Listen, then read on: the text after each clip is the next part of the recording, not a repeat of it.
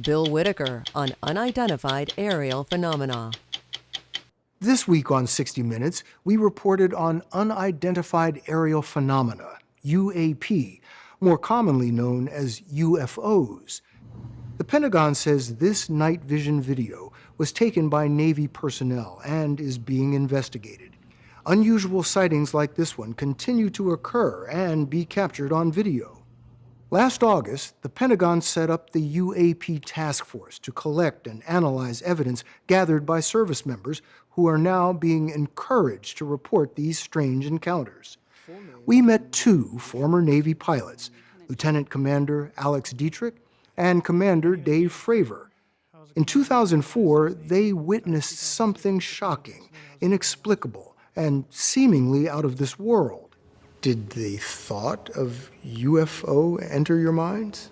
It was unidentified, and that's why it was so unsettling to us, because we weren't expecting it, because we couldn't classify it. But what I want to be really careful of here is that we don't jump to conclusions, right? That we don't sensationalize this or... Little green men. Little green men or extraterrestrial. Yeah. You're seeing something that defies explanation. Right. Very much. Yes. It was November 2004, and the USS Nimitz Carrier Strike Group was training about 100 miles southwest of San Diego.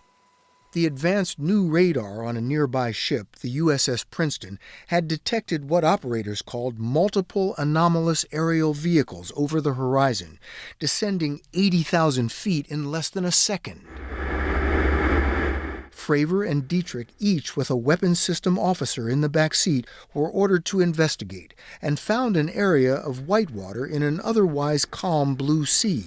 It appeared to them that an object about the size of a 737 was just under the water. So as we're looking at this, her backseater says, "Hey, Skipper, do you?" And about that got out, I said, "Dude, do you see that thing down there?"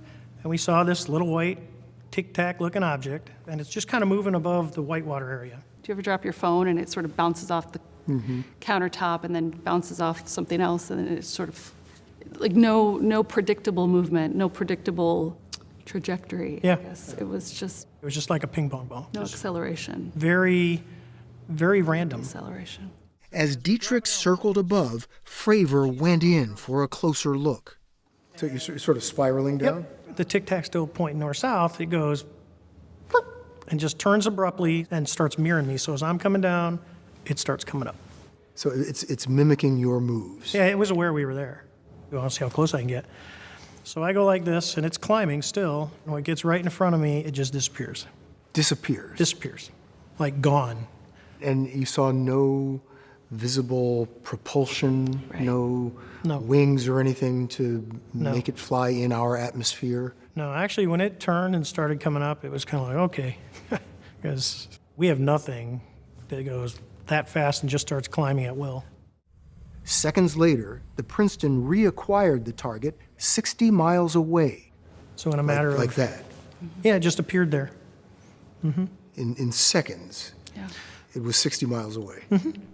Later, another flight crew encountered what they believed to be the same object and briefly locked onto it with a targeting camera before it zipped off again.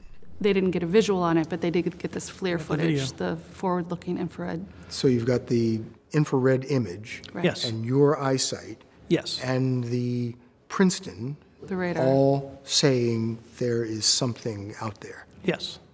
The Princeton had been tracking the anomalous objects for days. Dietrich says they were unarmed.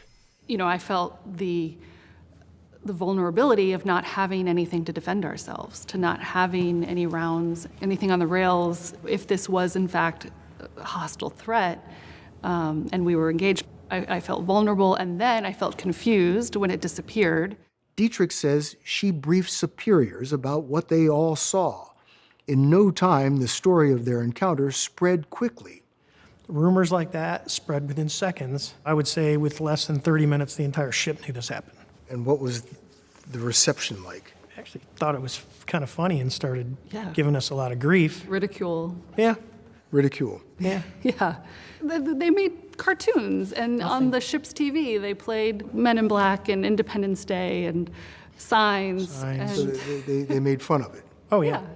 Did anybody take it seriously? Yeah, I believe the Admiral staff made a few phone calls, but that was the extent of it. The story will continue after this.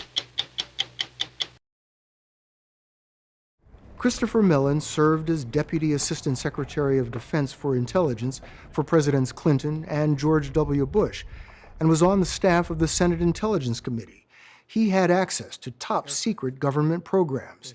He says what Dietrich and Fravor witnessed demonstrated technological capabilities beyond those of the U.S. military's most advanced aircraft. In the case of the Nimitz, these vehicles seem to have unlimited loiter time, which we don't have. We're limited in terms of altitude. It's hard to design something that functions well at ground level that can go, to 60,000 or 80,000 feet. And then drop. And then drop down to the deck or drop to 20,000 feet, and and it's like a straight vertical line. In seconds. Yeah, in seconds. And this has been captured on radar. Yeah, I've talked to some of the radar operators who observe that. Then the acceleration is far beyond anything that we're capable of. What's the fastest one of our jets can go? Probably for a very brief period of time, 1,500 or 2,000 miles an hour. Nothing near the degree of acceleration that has been observed in some of these cases. There's nothing we could build that would be strong enough to endure that amount of force and acceleration.